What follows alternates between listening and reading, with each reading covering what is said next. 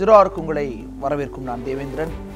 இலங்கையில் கடந்த சில 10 ஆண்டுகளாகவே நடைபெற்ற உள்நாட்டு போரில் நடந்த மனித உரிமை மீறல்கள், போர்க்குற்றங்கள் தொடர்பாக விசாரிப்பதற்காக சர்வதேச நீதிபதிகள் அடங்கிய ஒரு விசாரணை நீதிமன்றம் அமைக்கப்படும், ஒரு அமைப்பு உருவாக்கப்படும் என்ற அளவிலே சர்வதேச மனித உரிமைகள் ஆணையத்தில் தீர்மானம் நிறைவேற்றப்பட்டிருக்கின்றது. அமெரிக்கா கொண்டு வந்த அந்த வரைவு தீர்மானம் ஏகமனதாக, அதாவது எந்த நாடுகளினுடைய எதிர்ப்பும் இன்றி அந்த தீர்மானம் நிறைவேற்றப்பட்டுள்ளது. இது குறித்து தான் இன்றைய ஜீரோ ஓவரில் அலச இருக்கின்றோம். இன்றைய ஜீரோ ஓவரில் தமிழர்களுக்கு இது எந்த அளவிற்கு சாதகமானதாக இருக்கும், அடுத்து வரக்கூடிய நடவடிக்கைகள் என்ன, எதிர்வரும் நாட்களில் தமிழர்களின் நிலை என்னவாக இருக்கும் என்பதெல்லாம் குறித்து அலச இருக்கிறோம். முதலில் அது குறித்த ஒரு செய்தி தொகுப்பை பார்க்கலாம். கடந்த 2009ஆம் ஆண்டில் விடுதலை புலிகளுக்கு எதிராக இலங்கை அரசு மேற்கொண்ட இராணுவ நடவடிக்கையின் போது பல்வேறு மனித உரிமை மீறல்கள் அரங்கேறியதாக குற்றச்சாட்டுகள் எழுந்தன. இறுதிப் போர் குறித்து ஐநா பொதுச் செயலாளருக்கு அறிவுரை வழங்குவதற்காக அமைக்கப்பட்ட ஆலோசனை குழு போரின் இறுதி கட்டத்தில் சுமார் 40,000 பொதுமக்கள் கொல்லப்பட்டிருக்கலாம் என்ற அதிர்ச்சியளிக்கும் தகவலை வெளியிட்டது.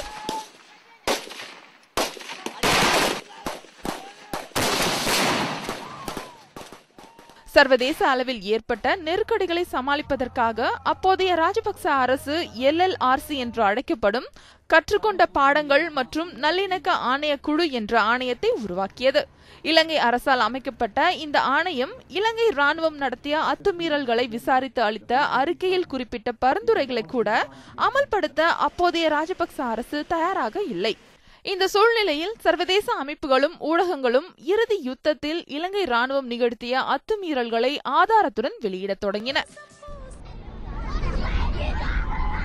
இந்நிலையில் 2012ஆம் ஆண்டு ஐநா மனித உரிமை ஆணையத்தில் அமெரிக்காவின் ஆதரவுடன் இலங்கைக்கு எதிராக ஒரு தீர்மானம் நிறைவேற்றப்பட்டது. அந்த தீர்மானம் இலங்கை அரசால் அமைக்கப்பட்ட விசாரணை ஆணையம் வழங்கிய பரிந்துரைகளை இலங்கை அரசு நிறைவேற்ற வேண்டும் என்று வலியுறுத்தியது. சர்வதேச விசாரணை நடத்தப்பட வேண்டும் என்ற தமிழர்களின் எதிர்பார்ப்பை இந்த தீர்மானம் நிறைவேற்றாவிட்டாலும் இலங்கை அரசுக்கு எதிராக சர்வதேச அளவில் கொடுக்கப்பட்ட முதல் நெருக்கடியாக பார்க்கப்பட்டது. இதன் பிறகு 2013 மற்றும் 2014ஆம் ஆண்டுகளில் அமெரிக்காவின் முயற்சியால் மேலும் 2 தீர்மானங்கள் இலங்கை அரசுக்கு எதிராக கொண்டுவரப்பட்டன.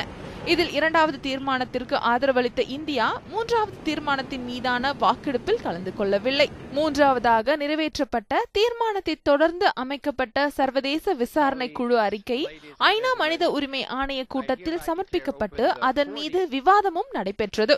இந்நிலையில் இலங்கையின் போர்க்குற்றம் குறித்து விசாரணை நடத்துவது தொடர்பான அமெரிக்காவின் வரைவு தீர்மானம் ஏற்கப்பட்டுள்ளது. ஐநா மனித உரிமை ஆணையத்தின் அனைத்து உறுப்பு நாடுகளும் ஏற்றுக்கொண்டிருந்தாலும் இந்த தீர்மானம் வலு குறைந்தது என்ற கருத்தும் ஒரு தரப்பினரால் முன்வைக்கப்படுகிறது.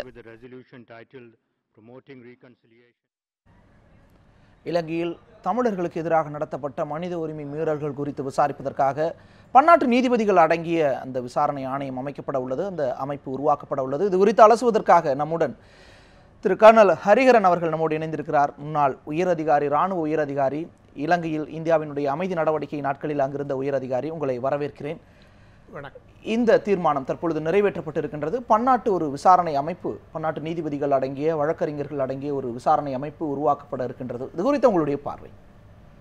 இது முழுமையாக பன்னாட்டு விசாரணைன்னு சொல்ல முடியாது. அதற்கு முக்கிய காரணம், இது இலங்கை நடத்தும் விசாரணை. இது பன்னாட்டு விசாரணை கிடையாது. இலங்கை நடத்தும் விசாரணையில் பன்னாட்டு நீதிபதிகள், முக்கியமாக காமன்வெல்த் நாடுகளிலிருந்து பங்கு பெறுவார்கள். நீதிபதிகள் மற்றும் உதவியாளர்கள் மற்றும் ப்ராசிக்யூட்டர்ஸ். இந்த விசாரணை இலங்கை நடத்தக்கூடியது. அந்த விசாரணையில் விசாரிக்கக்கூடிய இடத்தில் பன்னாட்டு நீதிபதிகள் அமர்வார்கள். இந்த விசாரணை அறிக்கை, இந்த விசாரணை குழு ஒருபுறம் இருக்கட்டும். கடந்த சில ஆண்டுகளாகவே எதிர்ப்பு மனநிலையில் இருந்த இந்த மனித உரிமைகள் மீது, இந்த மீறல்கள் குறித்து அதிக தீவிரம் காட்டி வந்த அமெரிக்கா உள்ளிட்ட மேலை நாடுகள் திடீரென ஒரு நிலையை மாற்றிக்கொண்டு விட்டதாக ஒரு விமர்சனம் எழுகின்றது. அது குறித்து உங்களுடைய பார்வை? அது நீங்கள் பார்த்தீங்கன்னா, முதலில் இந்தியாவும் இலங்கையும் சேர்ந்து ஒரு தீர்மானத்தை முதல்ல கொண்டு வந்தாங்க 6.5 வருடங்களுக்கு முன்னால், 2009. அதில் இந்த மனித உரிமை மீறல்களை பற்றி பேச்சே இல்லை. அதிலிருந்து இந்த அளவுக்கு வந்திருக்கிறது அப்படின்னா ஒரு பெரிய முன்னேற்றம். அதை நாம் முதல்ல நாம் கண்டுக்கணும் அதை. ஆனால் அமெரிக்கா அதை இந்த சென்ற 3 ஆண்டுகளில் அமெரிக்கா தனது நிலையை மாற்றிக்கொண்டு நிலையை கடினமாக்கியது.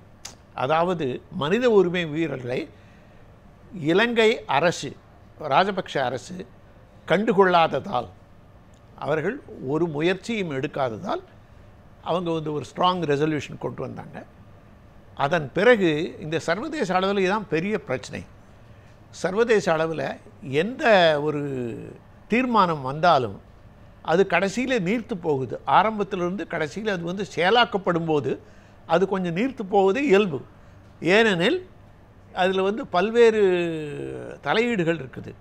அவர்களுடைய அரசியல் தலையீடுகள், டிப்ளமேட்டிக்னு சொல்லுவாங்க, அந்த முயற்சிகள், நாடுகளுக்கு இடையே உள்ள உறவுகள், இதெல்லாம். அங்கே ராஜபக்ஷ மாறின பிறகு அமெரிக்கா அதுவும் இந்த புதிய அரசு வந்த பிறகு அமெரிக்காவுடன் நல்லுறவையும் மற்ற சர்வதேச அளவில் ஐநாவுடன் நல்லுறவையும் மாற்றிக்கொள்ள தாங்கள் தயார் அப்படின்னு சொன்னாங்க. அதனால தான் இந்த ரெசல்யூஷன் பார்த்திங்கன்னா இலங்கையும் சேர்ந்து 12 நாடுகள் இதில் ஸ்பான்சர் பண்ணிருக்குது.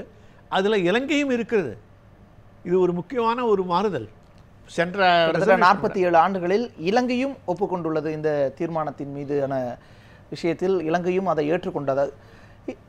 ஸ்ரீசேனாவினுடைய தேர்தல் வாக்குறுதிகளில் கூட பன்னாட்டு விசாரணைக்கு ஒத்துழைப்போம், அதற்கு அனுமதி அளிப்போம்ங்கிற மாதிரியான வாக்குறுதிகளையும், அதற்கு பிறகு வெற்றி பெற்று அதிபரான பிறகு இல்லை உள்நாட்டிலேயே விசாரணை நடத்தி கொள்வோம் அப்படிங்கிற மாதிரியான ஒரு அறிவிப்பும் வெளியிடப்பட்டது. இந்த நிலையில் கடந்த சில நாட்களுக்கு முன்பு ஐநா மனித உரிமை ஆணைய அந்த கூட்டத்தில் ஐநா மனித உரிமை நிபுணர்கள் நடத்திய விசாரணை அறிக்கையை அதன் ஆணைய தலைவர் திரு ஜெய்ட்ராட் அல் ஹுசைன் தாக்கல் செய்தார். அந்த விசாரணை அறிக்கையில் உள்ள சில முக்கிய விவரங்களை பார்க்கலாம்.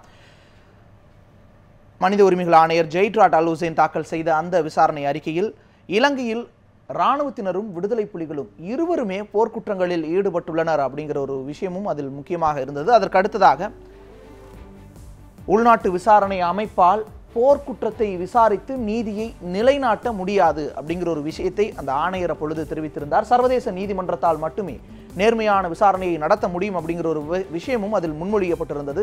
அதே போல இலங்கை இராணுவத்தால் கொடூரமான பாலியல் வன்முறைகள் அரங்கேற்றப்பட்டுள்ளன அப்படிங்கிற ஒரு விஷயத்தை அந்த நிபுணர் குழு விசாரணையில் கண்டறிந்து அதை அறிக்கையாக தாக்கல் செய்துள்ளது. இராணுவம் ஆக்கிரமித்த நிலங்களை உரியவர்களிடம் திருப்பித்தர வேண்டும், வடக்கு மற்றும் கிழக்கு பகுதிகளில் இராணுவத்தின் வசம் உள்ள அந்த நிலங்களை அதன் உரியவர்களிடத்திலேயே ஒப்படைக்க வேண்டும் அப்படிங்கிற ஒரு விஷயமும் அதில் முன்மொழியப்பட்டிருந்தது. மக்கள் சுமூகமாக வாழும் நிலையை ஏற்படுத்த இராணுவத்தின் தலையீட்டை நீக்க வேண்டும் அப்படிங்கிற ஒரு விஷயமும், இராணுவம் ஆக்கிரமித்திருக்கக்கூடிய பகுதிகளில் அவங்க இன்னமுமே இருக்கக்கூடிய பகுதிகளில் இருந்து வெளியேறணும், மக்கள் சுமூகமாக வாழ நடவடிக்கை எடுக்க வேண்டும் அப்படிங்கிற ஒரு விஷயமும் அந்த அறிக்கையில் தெரிவிக்கப்பட்டிருந்தது. அதே போல போர் பாதித்த பகுதிகளிலிருந்து இராணுவம் வெளியேறி கொண்டால் மட்டுமே அதனுடைய இந்த பாதிக்கப்பட்ட மக்கள் நிச்சயமாக விடுபட முடியும் அப்படிங்கிற ஒரு அறிக்கையில் தெரிவிக்கப்பட்டிருந்தது. இது மட்டுமில்லாமல் இந்த அறிக்கையின் அடிப்படையில் பல்வேறு தலைப்புகளின் கீழ் அப்பொழுது விவாதிக்கப்பட்டது. பல்வேறு நாடுகளைச் சேர்ந்த அறிஞர்களும் அப்பொழுது விவாதித்தனர். அதில் சிலவற்றை பார்க்கலாம். சட்டவிரோத படுகொலைகள், சுதந்திரம் பறிக்கப்பட்டது குறித்த விதிமீறல்கள் குறித்தும் அப்பொழுது விவாதிக்கப்பட்டது. சுதந்திரம் பறிக்கப்பட்டது, சாதாரண மக்கள் அந்த போர் காலகட்டத்தில் அவர்களுடைய சுதந்திரம் அப்பொழுது பறிக்கப்பட்டது.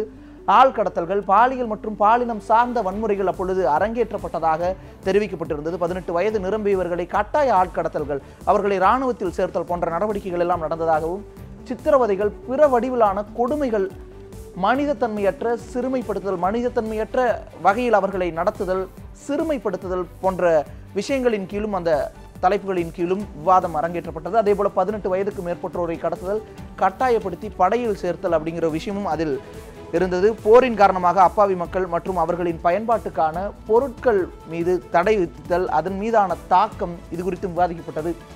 குழந்தைகளை படையில் சேர்த்து போரில் பயன்படுத்தப்பட்ட மக்கள் நடமாட்டத்தின் மீது அந்த விதிக்கப்பட்ட கட்டுப்பாடுகள், இது குறித்தும் போரின் காரணமாக அப்பாவி மக்கள் மற்றும் அவர்களின் பயன்பாட்டுக்கான பொருட்கள் மீது ஏற்பட்ட தாக்கம் குறித்தும் விவாதிக்கப்பட்டது. அதே போல பரிந்துரைகள் செயல்படுத்தப்படுவது ஐநாவால் கண்காணிக்கப்பட வேண்டும். இந்த பரிந்துரைகளை எல்லாம் ஐநாவால் கண்காணிக்கப்படுவது குறித்தும் விவாதிக்கப்பட்டது. மனிதாபிமான அடிப்படையிலான உதவிகளை செய்வதற்கு கூட மறுக்கப்பட்டதாகவும் விவாதிக்கப்பட்டது. போர் காலகட்டத்தில் தடை விதிக்கப்பட்ட அல்லது தடைகள் தளர்த்தப்பட்ட இடங்களில் கூட மனிதாபிமான அளவிலான ஒரு நடவடிக்கைகளில் ஈடுபடக்கூட சர்வதேச செஞ்சிலுவை சங்கங்களோ அல்லது மற்ற மனிதாபிமான அமைப்புகளோ ஈடுபடுவதற்கும் அப்பொழுது தடை விதிக்கப்பட்டது. அதே போல முகாம்களுக்குள் அடைக்கப்பட்ட தங்க வைக்கப்பட்டுள்ள இடம்பெயர்ந்த உள்நாட்டு மக்களின் சுதந்திரத்தை பறித்தல் மற்றும் அவர்களை சோதனைக்குள்ளாக்குதல் அப்படிங்கிற விவகாரமும் அப்பொழுது விவாதிக்கப்பட்டது. ஹரிஹரன், இந்த ஒரு சில நாட்களுக்கு முன்பு ஐநாவினுடைய மனித உரிமைகள் ஆணையத்தின் நிபுணர்கள் தாக்கல் செய்த அறிக்கை இதை அதன் தலைவர் தாக்கல் செய்திருந்தார். இந்த உரையை வாசித்தார். பல பரிந்துரைகளும் பல தலைப்புகளின் கீழ் விவாதமும் அப்பொழுது நடத்தப்பட்டது. இந்த விஷயத்திலிருந்து முற்றிலும், அதாவது மிகவும் நீர்த்து போன ஒரு வரைவு அறிக்கையாகவே அமெரிக்காவினுடைய இந்த தீர்மானம் வரைவு அறிக்கை இருக்கின்றது என்ற ஒரு குற்றச்சாட்டும் முன்வைக்கப்படுகின்றது. உங்களுடைய பார்வை? முழுமையாக அப்படி சொல்ல முடியாது. இதில் பல்வேறு குற்றங்கள் உள்நாட்டிலேயே அவர்களுடைய சட்டங்களை மீறுவதா. அதனால் அந்த நாடு இவர்களுக்கு உறுதி அளித்திருக்கிறது. அதாவது இலங்கை அவங்க பேச்சு பார்த்திங்கன்னா ஐநாவில் இத்தகைய குற்றங்கள் இருப்பதை ஓரளவு ஒப்புக்கொள்கிறோம், அவற்றை எதில் அவங்களா செய்ய முடியுமோ அதற்கு. ஆனால் ஐநா மனித உரிமை ஆணையத்தினுடைய தலைவர் ஜெய்ட்ராட் சொல்லியிருக்கிறார், உள்நாட்டில் விசாரிக்கக்கூடிய அளவிற்கு அவர்களிடம் அந்த அமைப்பு இல்லை, சர்வதேச விசாரணை அளவிற்கான அமைப்பு இல்லை, போர்க்குற்றங்களை விசாரிக்கக்கூடிய அளவிற்கு அங்கு அந்த அமைப்பு இல்லை, நீதிமன்ற அமைப்பு இல்லை என்ற ஒரு குற்றச்சாட்டை அவர் முன்வைக்கிறார். அதில் அவரே சொல்லிருக்காரு, ஒரு ஐநாவின் அந்த ஒரு விசாரணை குழுவை இலங்கையில் அனுமதிக்க வேண்டும், செயல்பட அனுமதிக்க வேண்டும். அது அவ்வப்போது அதை மேற்பார்வையிட்டு அந்த செயல்பாட்டை நடைமுறைப்படுத்துவதை எப்படி செய்கிறாங்கங்கிறத பண்ணுவாங்க. இது இலங்கைக்கும் மற்ற நாடுகளுக்கும் உள்ள ஒரு காம்ப்ரமைஸ்னு சொல்லலாம். அதாவது இப்போது ராஜபக்ஷ போய்விட்டார், இன்னொரு அரசு வந்திருக்கிறது, அவர்கள் இதை செயலாக்க தயாராக உள்ளார்கள், இவர்களுக்கு அதிக அழுத்தம் கொடுத்தால் ராஜபக்ஷ திரும்பி வந்து விடுவார். இந்த அரசியல் காரணங்களுக்காகவும் இந்த அடிப்படையில் அங்கு ஏற்பட்ட அரசியல் மாற்றம் அது சார்ந்த நிலைகளில் அவர்களுக்கும் வாய்ப்பளிக்க வேண்டும், அதற்கான காலம் அளிக்க வேண்டும் அப்படிங்கிற அடிப்படையில் இந்த தீர்மானம். தொடர்ந்து அலசுவோம். இது குறித்து இன்னும் மேலும் சில விவகாரங்கள் குறித்து கூட அலச வேண்டியிருக்கின்றது. அதற்கு முன்பாக 0 ஹவரில் ஒரு சிறிய இடைவேளை.